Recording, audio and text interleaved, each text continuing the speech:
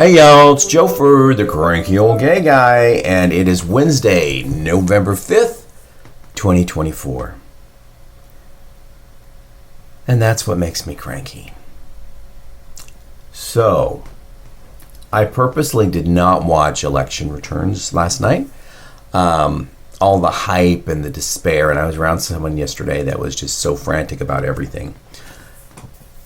Well, as we know, the outcome was not, in my opinion, the right outcome for the United States. I thought that the people of the United States were better than this, and that they wouldn't vote in someone of such character. Someone who has 34 felonies, sexual assault convictions, openly is racist, misogynistic, and in the pockets of billionaires. I don't understand how people can support someone like that and how they can vote for someone like that. I'm guessing it's out of fear because they have been told consistently over the last 4 years that this person is the savior of America because America is just an S-hole. That's his words, not mine. And that only he can make it a better place. And they have been fed through specific news sources only that line of thinking. Even after the Madison Square Garden rally last week or the week before, that was much just hate speech continuously, an anti-immigrant speech, and anyone who pretty much was not white was talked down about, as well as LGBTQ were disparaged. Trans was totally jumped on. I don't get how people can support that because we're not a conservative country, but we're not a liberal country. What happened to the old Republican Party that was overtaken by MAGA, and why didn't they come forward and stop this and speak out against it? And again, I think it's fear because this new president has promised retaliation against anyone or any entity that's spoken out against him or that he just doesn't like or that he has a grievance with. It looks like he will also have the Senate, and at this point in time it's undecided, but it looks like the House as well. You have 2 conservative senior Supreme Court justices that will be stepping down within the next 4 years. So he will be appointing younger lifetime appointment Supreme judges that are beholden to him. I believe one of them is Judge Cannon in Florida, who dismissed his confidential records case. She just made up a rule that said, oh, so-and-so doesn't have the legal background to bring this case against him. That's sad as well. Because then you get someone in office who has zero experience. She was a new judge. I believe she had never tried a case when she did the confidential files thing. And now she's going to be, this is just a prediction because he has said it, that someone he really thinks would be good in that position. And since he's going to be picking that position, he's going to probably, in all likelihood, pick her, because he knows that she will side on whichever side he wants her to be on. And anything that goes to the Supreme Court, she'll always rule in his favor, much like the 5 that are on there right now. Hopefully the House doesn't go that way, and then they can just choose not to confirm anyone he puts up for Supreme Court justice. And I say that not to be petty, but because that's the only way I can see keeping the Supreme Court from being like a permanent far-right group of judges for the next 50 years. You can sense the excitement in my voice because I'm so thrilled this morning. I didn't watch election results last night, and I didn't even bring them up this morning until like 8 o'clock. And then I opened my phone because I knew that the phone would give it away. And it did, and it was sad. It's also sad that all of the legal cases that this person has been found guilty of, they're all just going to be dismissed as of January 20th.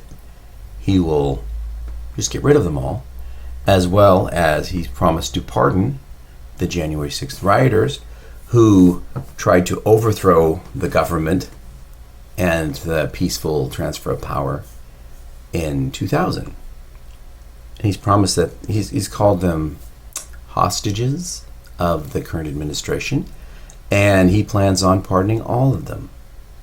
And that is also incredibly sad.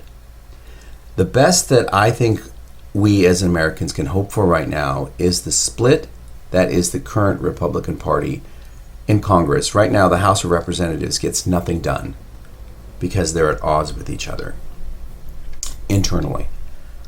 I can only hope that rift gets bigger if they're still in power or if they're not in power, because it will prevent some things that are being pushed through from actually happening. The promise of mass deportations on his first day in office, I think that's very real. I did hear, I want to say a senator, but I might be mistaken on that. I think he's from Georgia, an African-American gentleman who spoke out of how it's going to happen, and who's going first would be anyone with a criminal charge against them. He says murders, violence, and then he says, or criminal charge, will be rounded up and deported immediately. And when asked about children who have been here their entire lives, they're now adults, they have their own families, but they came over with their parents when they were infants or toddlers, what happens to them? And his response was, well, it's all about supporting the law. I'm not saying because he's not in charge of that yet. I'm guessing that he is speaking on this because he is up for the position of running this whole thing. Don't know if that's true. It's just my thought, and otherwise, why would he be speaking out so strongly on this and so with such authority of how everything's going to take place? He stated, it's too bad that some people get caught who you say are innocent, but they came here illegally, so they will have to go back. Even though this is the only country they've ever known, they went to school here, they have friends, family here, they have their own families here now, but they will also be on a list to be pulled. Anyone who is here illegally, which means anyone who's overstayed a visa, even though they have gone back and got extensions and gone through lawyers, get their paperwork all together so they have proof that they are now here legally. If you came illegally when you originally came because you came and overstayed, well, now you're on a list to be pulled, even though you're legal now. It was also questioned, well, what about people who have been naturalized? And the response was, well, they were naturalized, but did they come here illegally to begin with? Because if they did, they're on that list and they're going to be deported as well. So that's also a very scary thought, I think, for a large segment of the population and for anyone else who cares about human rights. It was also brought up that, per this person, a Republican, stated that the Biden administration had lost X thousand amount of children in the DHS system. Well, if I recall, it was the previous Trump administration that split up the family and lost all of the children. I believe that the Biden administration has found the families of several of them, but there are still many, many that are lost in the system, and their parents and families are still looking for them. But those were not split and detained and separated by this administration. Those are holdovers from the previous administration. That's my understanding. I could be wrong. If I'm wrong, please show me some evidence. Put it in the comments and exactly where that news story came from so I can actually read it. Oh boy. Elon Musk, who at once I thought was a clever, intelligent man, born into riches, even though he claims he was not. I believe he was given millions of dollars in assets from his father in South Africa. He too is an immigrant. He too admits that he came here and worked illegally for the first year or two. So right there, that's a violation, and it's a crime, and it made his whole visit here illegal. So I don't understand why he is not on that list of deportees. Explain that one. I can explain it. He gave millions of dollars to the Trump campaign, like $45 million a month for the last 3 months. He's also been campaigning with him and is a huge supporter because, in Trump's own words, well, Elon's words, we need tax breaks. Trump has promised to give him his tax breaks. And we need regulations removed because regulations keep me from being innovative. Trump has promised, he said, innovations are holding back American progress and innovation, and I will eliminate them. So, right now, Elon and his different companies and different inventions, yeah, they create cool things, but they also create a lot of pollution. And there are certain areas where, that is regulated. You can't dump poisonous stuff in the river, let's say. And there are communities surrounding his plants that are regulating him, and he feels that is a big deterrent. Why? Because he can't just do what he wants. And secondly, meeting the regulation requirements means that his company has to spend money to meet things. So rather than just dump their crap, they have to filter their crap and make it less toxic. That's just an example. I don't have the specifics on that. I am going totally by what Elon Musk has said in recent blurbs on the tube and online, and his long-form interviews. I believe he talked about it on the Joe Rogan show on one of his many, many appearances there. Joe Rogan coming out just before the election and endorsing Trump. I think that is a strategy because Trump did an interview with him and Kamala Harris didn't. Even though she was invited, she had a strict schedule and he was invited to fly to her and do an hour interview. He decided he wanted to be on his own turf and he wanted it to be 3 hours. He didn't think an hour was going to be enough. So that and Elon being down on her, and he is very good friends with Elon, and he really enjoyed Trump's visit, even though most of his questions were super softball questions and he didn't press him on anything when he didn't answer. He might have repeated the question 2 or 3 times, but when Trump didn't answer it, he didn't try to force an answer out of him. He just let him ramble on to something else. That's too bad. Do I lose respect for Joe Rogan? Well, I wouldn't say I ever held him up in high respect. I enjoy his program sometimes, depending on the guest.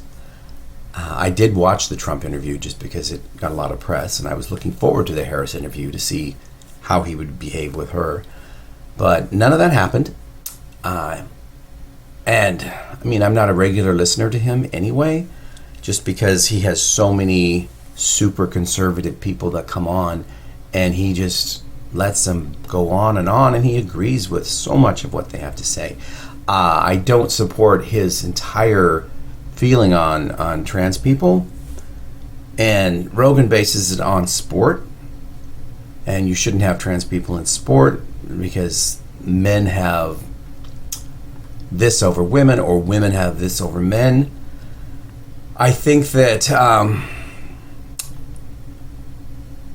I don't think he should take a side either way. I don't take a side either way. I think it should be up to whoever's regulating that sport that makes that decision. Because again, it's a private entity and they can make their own rules.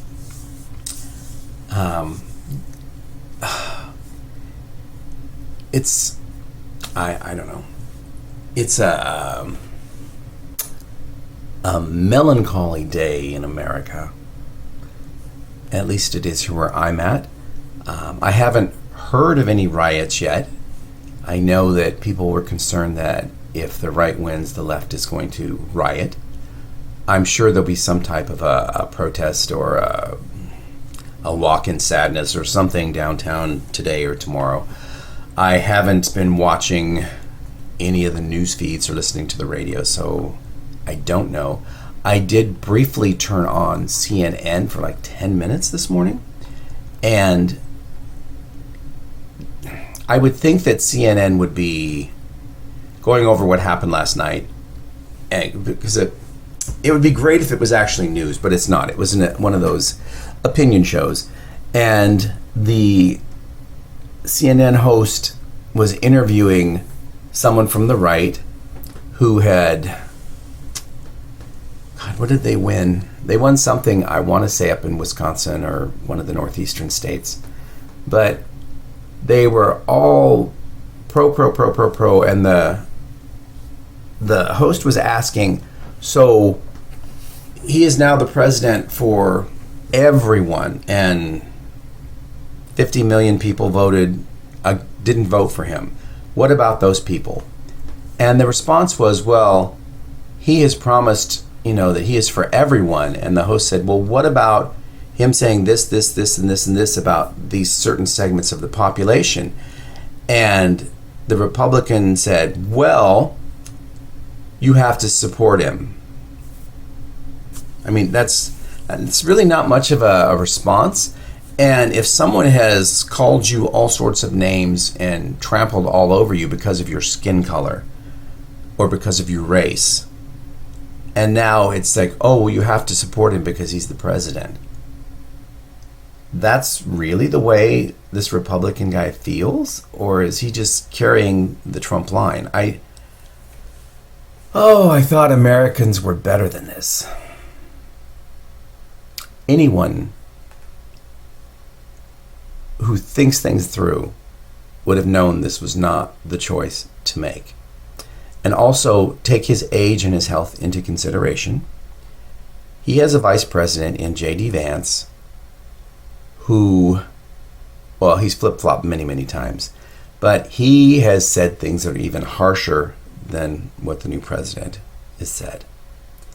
And he will be the president within the next 4 years, because the winner of the presidency is not going to make it for the next 4 years. They will step down at some point.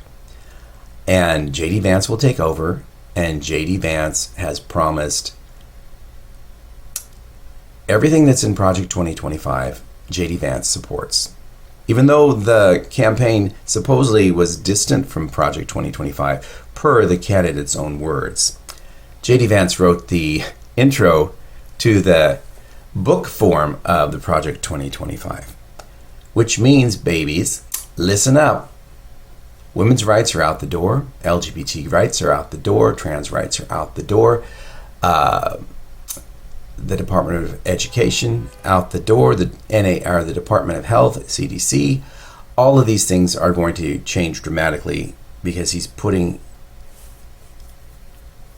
president is putting people in these positions that shouldn't be there, that do not have the background or the expertise to handle them.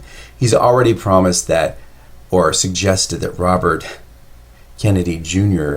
will be in charge of health and human services. Okay, he is an anti-vaxxer. He doesn't believe in all sorts of medical things. He's a conspiracy theorist.